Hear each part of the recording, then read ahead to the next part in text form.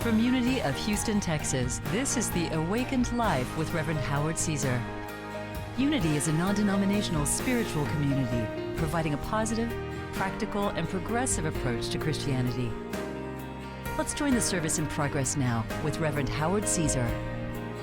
The minister of a church, the pastor, was walking across kind of the grounds of his campus or ministry, and he saw a group of young teens there that were sitting on the church lawn.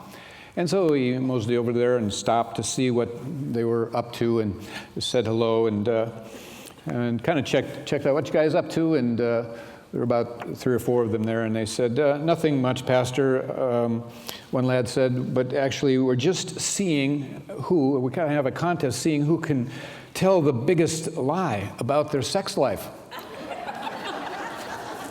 And the pastor says, boys, I'm shocked. When I was your age, I never even thought about sex a bit. And all the boys looked at each other and in unison said, Pastor, you win. I want to begin by saying really that much of the truth that we teach here at Unity and that basically most of it you may have heard or know about in some context, and there's really nothing new to say under the sun, but we're really always here because sometimes we've forgotten it, and sometimes we need to review it, and sometimes we need to go deeper with it, and sometimes we just need to step into the potent power of that teaching once again and have it be given new life in us. And so that's the way I always think of it.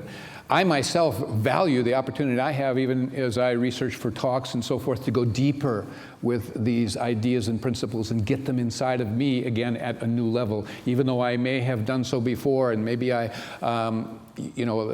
familiar with them, but I'm refamiliarizing and reviewing, and so it's a powerful thing for me. So you've heard it said, of course, and taught that the greatest power in the universe is love. That is not new. Sages and seers have talked and taught this principle down through the ages. And there's been tons of books written, and there's been many songs written and sung, and it's out there. And so we've been told that God is love, and the importance that love holds in our life. If our life wants to be rich and full, really, that's what it's about. That's what you and I are. We are beings of love, and we come forth from the one true source of love. And so that's a big part of the lessons that we are learning, is how to be a more open vessel to that love. And the importance of that love is really reflected in the scriptures, of course, too, when we have Jesus, our master, teacher, and elder brother, who was asked the question, which was the great commandment in the law? And Jesus was quick to respond, saying, thou shalt love the Lord thy God with all thy heart, with all thy soul, and with all thy mind. And he said, this is the first and great commandment. So he answered the question that was posed to him by the asker, and yet he didn't stop there. He continued on, and he said, and the second is like unto it. So it's like, I'm not finished yet. You want what is the greatest commandment. And this is a second part to that. And don't miss that. It really joins with the first part. And so he was saying, this is like unto it, meaning this is significant, this is important, and this is powerful, and should be at the forefront of your consciousness as well, by all means, which is, thou shalt love your neighbor as yourself. Now there's 2 parts to that. And we know, first of all, that it's important to love our neighbor, because really every person is our neighbor. We're all brothers and sisters on this planet. We all share the same source. We all come from the same life and divine intelligence. So we are all connected, whether we're awake and aware of that or not. That is our truth. But there are 2 parts to actually the second part that he addressed there. The first part is to love your neighbor. And the second part is basically to love ourselves. Thou shalt love thy neighbor as thyself. So do you get that he's saying how important it is to love ourselves? To love ourselves. And that's a simple truth, a simple idea, but so powerful, so important in all of our lives to grasp that idea. The fact is that we can't really love our neighbor, we can't love others, we can't love anyone fully unless we love ourselves, And so today we want to just address this this dimension of that which Jesus spoke of as being vital and important. That part we want to pull out and lift about loving ourselves. So important. One of the universal symptoms of every person's problem facing humanity, really, individuals, collective humanity, whatever you want, it's the problem of loving themselves, you know. And loving oneself is not vanity or arrogance. That would be fear driving you.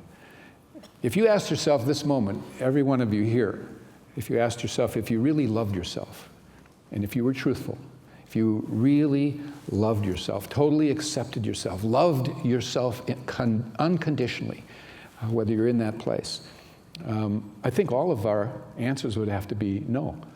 I couldn't say yes to that I love myself totally and unconditionally. I'm still working through some things, peeling some things away, some of my history releasing and all of that. And I think most of you would. Now, many of you might say, yeah, I love myself. But in truth, could you not say, well, I could love myself more? You know, and sometimes we do love ourselves under certain conditions, and we feel how good that feels when we are. We realize what a different person we are when we are able to do that. But basically, all problems on the human level are rooted in not loving ourselves. You really realize that? Just stop and think about that. If you really reflected on that, every problem that you have, ultimately, I could take you to the fact that there's some part of you that's not loving yourself, and that's why that circumstance is there, and that's why you have resistance to this and are fighting and battling that. That's why you have a charge about this and a charge about that. It's basically, on some level, conscious or unconscious, there's a part of you that's not loving yourself fully. So important for us to know this truth. Whether the problem is related to a health problem, a relationship problem, a money problem, whether it's a lack of fulfillment in work, a lack of happiness, a lack of creativity, a lack of aliveness, it can almost always be traced to a person's lack of love for themselves. And so basically every person, to some extent, in varying degrees, hunger for self-improvement, for self-acceptance, for feeling that they're good enough, that they fit in, that they're okay. They feel good in their being. They're not worrying about what other people are thinking. They're not having to find love outside themselves. They know that love, the source of love, is actually within them. It starts there as a child of God. So the question, why don't we love ourselves, basically comes down to the simple answer of limiting beliefs about ourselves and about life that are sometimes hidden from our awareness, things that we have been living from. And these beliefs come from many places during our lives. One of them can also even be religion, especially in Western religion. There's a man named John Crosby. Some years ago he wrote an article, and the article was titled, "The Origin of the Taboo Against Loving Ourselves." And he points out the reason we do not love ourselves is not so much that we don't know how, which I maybe question or challenge that a little bit, but mainly he says we have a belief that it's wrong to love ourselves, that it's wrong to have a sense of self-esteem. And he traces that belief through Western culture back to certain parts of the Bible, in which an idol, he says, was defined as anything that could claim the allegiance and loyalty of the human heart.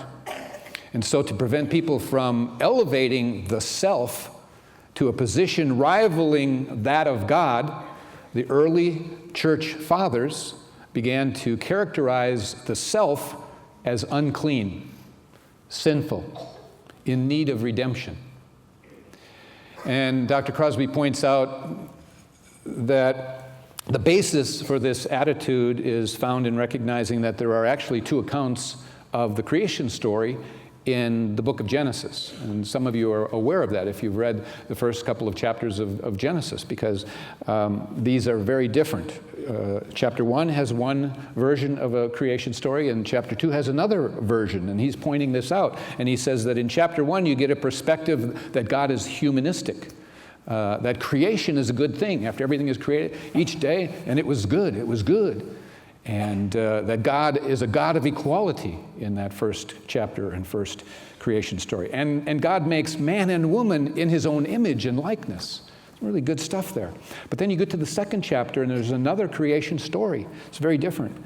And your perspective or view that there, God is, as he's saying, authoritarian. That the creation is a test for Adam and Eve. And that God is now patriarchal, and he uses woman as an agent for Adam's sin. And there's no mention about being made in the image and after the likeness, only that there is punishment now for transgressions. So very different two stories, and the church fathers embraced the second, is what he was pointing out, probably because they didn't feel very good about themselves. And in all fairness, it was probably difficult for them because those were bleak times and historically rough times, in that there were savage things going on around them. So it was probably hard for them to really embrace and see through that other view or that other lens. So it's true that, history of Western culture and religion has had some degree of a negative view of the self, as being depraved, of being a sinner. However, there are many, many other factors that feed into this tendency that we have not to love ourselves.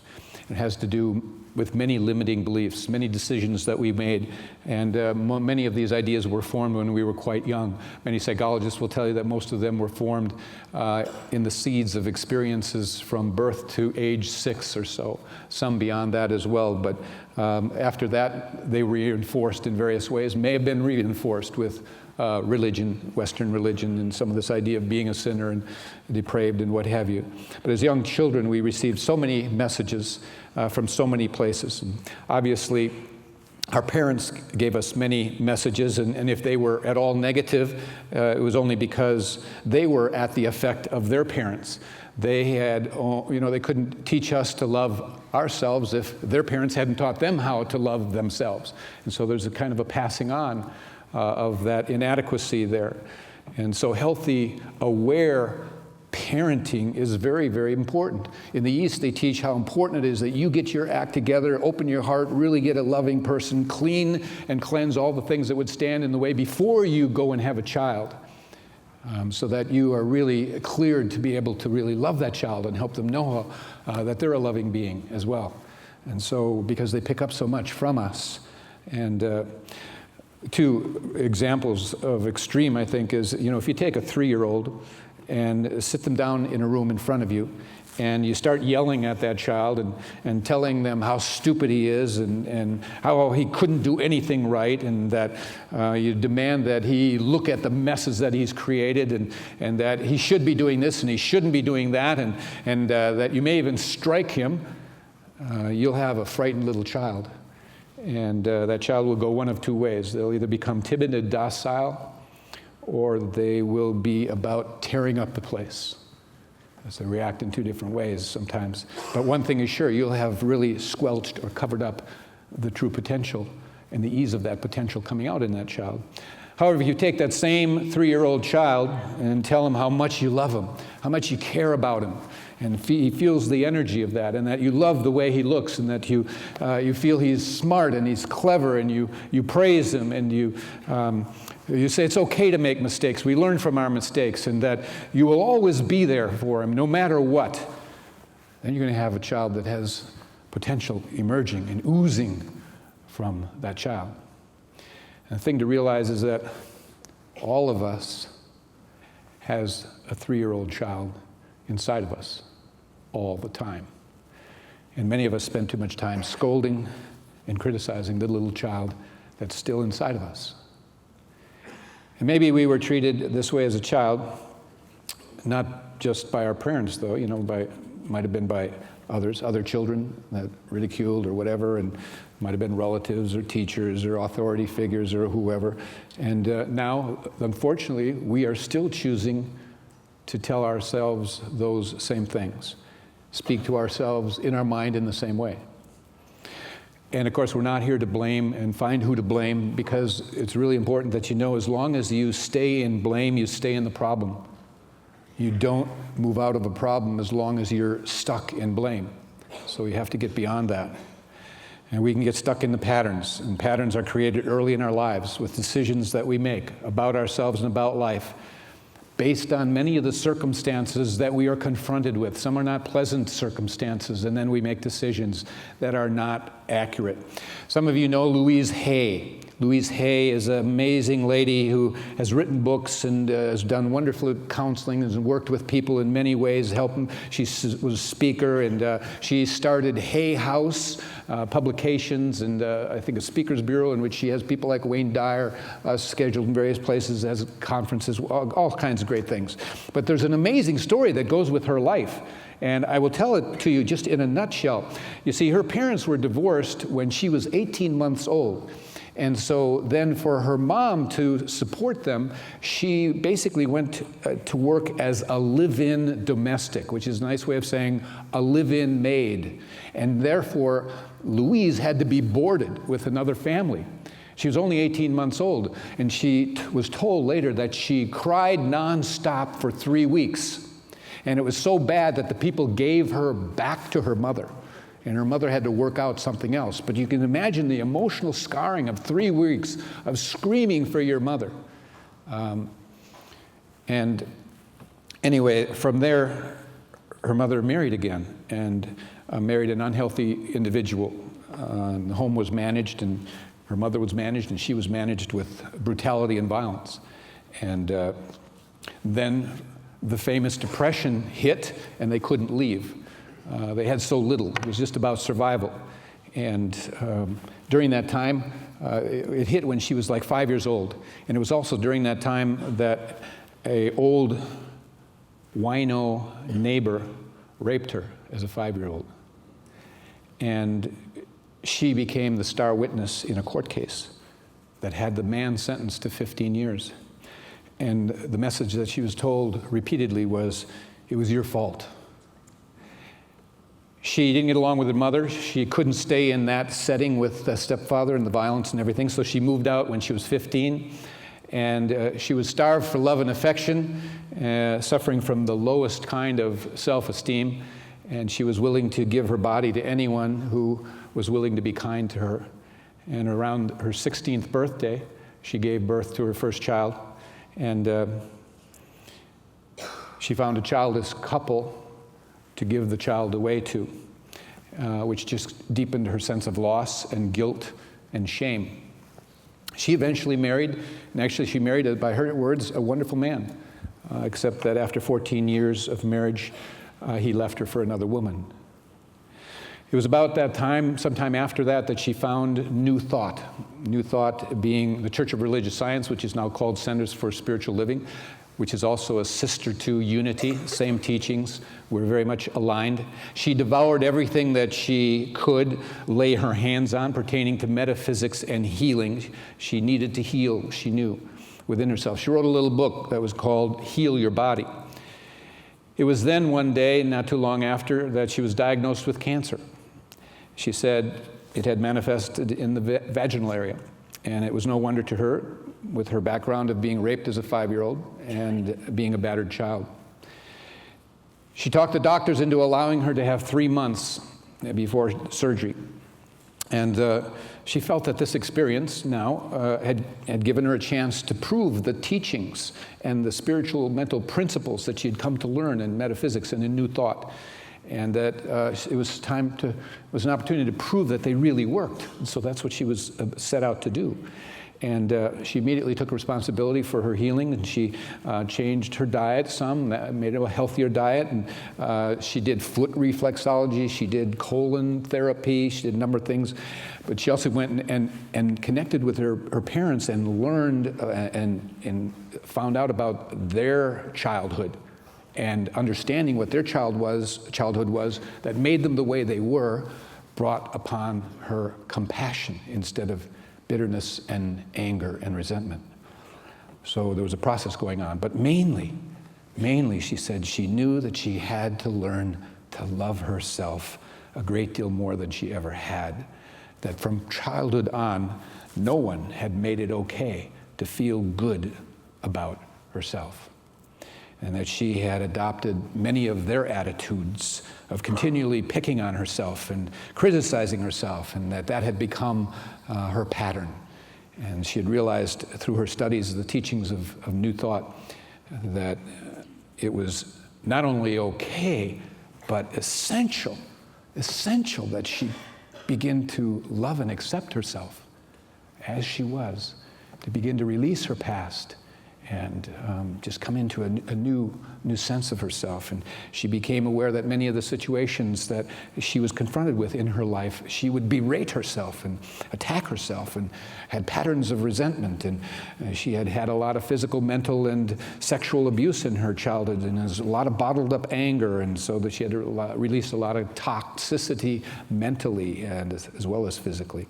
So anyway, the result of this work that she did, this mental and physical cleansing, and most specifically learning and working to love herself once again, after 6 months, 6 months from the diagnosis of cancer, the medical profession could not find a trace of cancer, and she didn't have to have surgery. So she proved to herself that mind-body, spirit-body connection. That was about a healing of Louise. But you have to understand that there is more to the story. The beautiful thing is having birthed that opening of the heart and birthed into an ability to love herself, and the worthiness and the deservedness that now reigned in her. Her life blossomed. She became so creative, and the many things that you can look up that she's done, and the many ways she's helped people. And you can't help people any more than what you can help yourself to start with. But she learned that, and she demonstrated that, and she's made such a beautiful and wonderful impact. She's a great lady, and you should know the story. But it all started with her realizing she had to learn to love herself. And in the counseling that she did following this experience that she had, she said that the only thing that she ever works on with a counselee, a person who comes to see her, is the process of helping them to love themselves, because she believes everything is rooted there. And I believe that. I believe that too. I've come to realize for myself that my own negative aspects that show up in me, my dark side, is when I have a spurt of not loving myself. And when I'm in a foul mood, doesn't happen often, promise. When my claws come out just a little bit, it's always having something to do with the fear of not being approved of, the fear of I'm not okay. It's the fear of it's not loving myself. It's rooted there. And I see that. And I know it's universally true. We have those moments. When you have a bad day, just check out that really you probably got up not loving yourself about something. And it was right there. So it's so important. Show me a person who truly loves themselves, and I'll show you the most healthy, whole, happy, alive, giving, radiant person that you have come across. Show me a person who loathes themselves, who continually degrades and criticizes themselves mentally, and I'll show you the most unhappy, unloving, unforgiving, judgmental, potentially angry, and in extremes, hateful, abusive, and even dangerous a person. Because as far as you go with that into self-hatred, people project that out. And much of the problems of the world are people who basically don't know how much they hate themselves, and they're striking out at others in the world. It all comes down to they've never been taught to find the part of themselves that is the truth of who they are, enough to be able to discover they're worthy of love. As a child of God, there's something magnificent, and it's been covered over. The imprisoned splendor lives within you, as the poet has talked about. And so realize that God is love, unconditional love. It never goes away. It's constant, and we hold the on-off valve, essentially, in our mind. The love is always there, but we turn it off because we say, oh, no.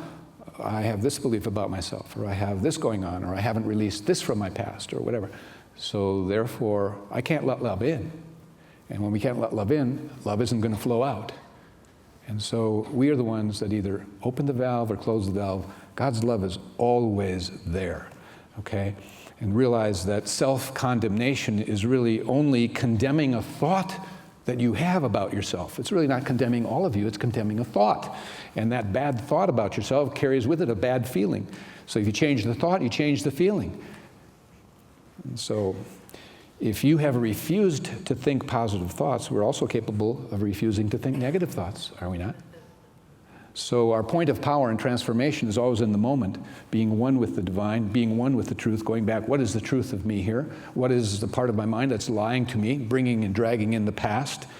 I don't want any of us to go away today with the reasoning in our mind that we are to be lovable, or having the thought, I should love myself, or wishing you could love yourself, or hoping that you can as you leave. You have to give yourself the experience. You have to actually move into doing some things that give yourself the experience of loving. And one of the things that Louise has used, and other psychologists as well, is to use a mirror and have a person go in front of a mirror, either hold it up or stand in front of it and look into your eyes and say, and use your name, I, Howard, love and accept you totally and unconditionally. And then see how that feels. See whether that goes down. See whether you can feel it or not, you know? And if it doesn't feel too right, and it doesn't feel like this is true for you, it's a big sign you need to keep doing it. There's a meditation exercise too, that you just close your eyes take about 10 minutes, and every 10 or 15 seconds just say, I love myself. And see what comes up. No, you don't. I love myself. Well, what about, I love myself. And just see that, yes, you have blocks, resistance that you are needing to get through.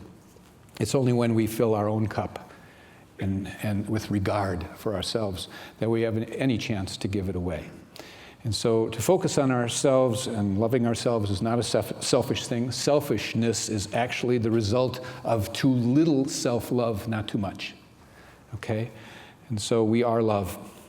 And Carl Jung said, the most terrifying thing is to accept oneself completely. Wow. Is it scary to totally embrace yourself? Be with that. I cannot stress enough how important it is to cultivate a love affair with yourself, to nurture yourself, to just embrace yourself. Shannon Alder, an author, he said, I have known friendship, love, parental love, romantic love, family love, unrequited love in my lifetime, but the only love that made a difference was self-love. You don't need confirmation from the world or another person that you matter. You simply do matter. And when you finally believe that truth and live it, then you will do amazing things with your life. So understand that you are not what others think you are. You are what God knows you are. And that is magnificent. Go be it. God bless you.